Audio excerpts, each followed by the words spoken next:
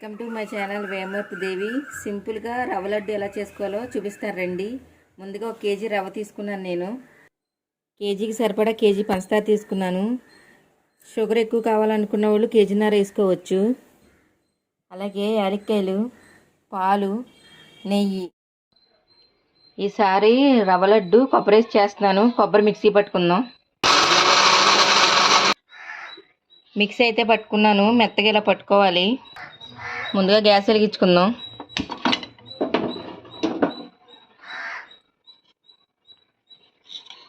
ఇందులోనే కొద్దిగా నెయ్యి వేసుకుందాం.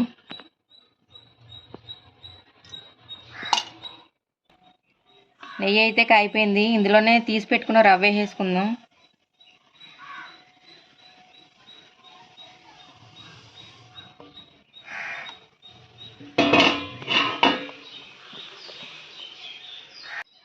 రవ్వ వేసుకున్నాం. ఒకసారి ఇలాగా దోరగా వేయించుకోవాలి దీన్ని. రవ్వ అనేది ఇలా వేగిపోయింది. ఈ నెయ్యి వేయడం వల్ల ఏంటంటే రవ్వ అనేది పొడిపొల్లాడదన్నమాట. కానీ మంచి సువాసన అనేది మట్టికి వస్తుంది. దీన్ని మనం బేషన్లో తీసేసుకుందాం.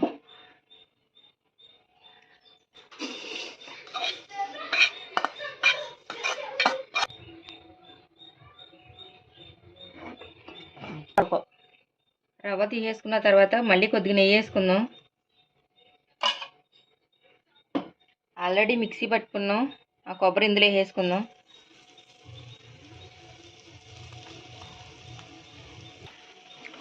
ఈ కొబ్బరి అయితే వేగుతుంది. ఒకసారి కలుపుకుందాం. ఇది దోరగా వేయించుకోవాలి సిమ్లో పెట్టి.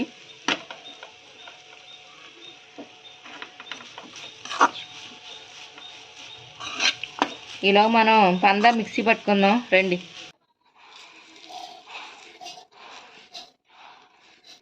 ఇందులోనే యాలక్కాయలు కూడా వేసి మిక్సీ పట్టేసుకుందాం. మిక్సీ పట్టుకున్న పంచదార ఇందులో వేసుకుందాం.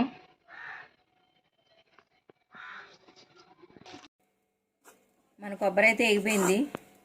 ముందు మనం వేసినప్పుడు కొంచెం తడితడిగా ఉంది. ఇప్పుడు చూసారా ఇలాగ వేగిపోయింది. చూడండి ఒకసారి. కొబ్బరి అయితే కూడా వేగిపోయింది. గ్యాస్ కట్టేద్దాం. ఇది కూడా ఇందులో వేసుకుందాం.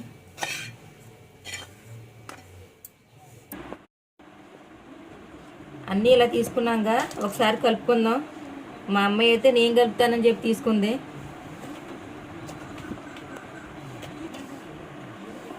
బాగా కలుపుకోవాలి.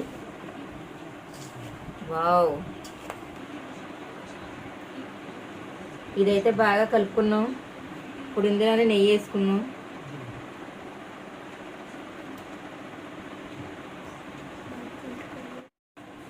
నెయ్యి వేసుకొని ఇలా కలిపేసుకున్నాం.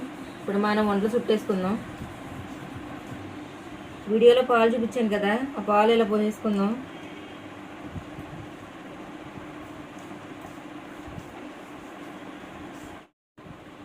పిండి అయితే బాగా కలిసింది కదా.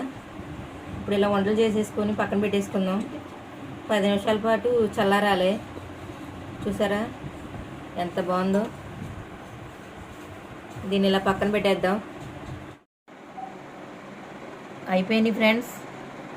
ఇలా అయితే చుట్టుకున్నాను. చూసారా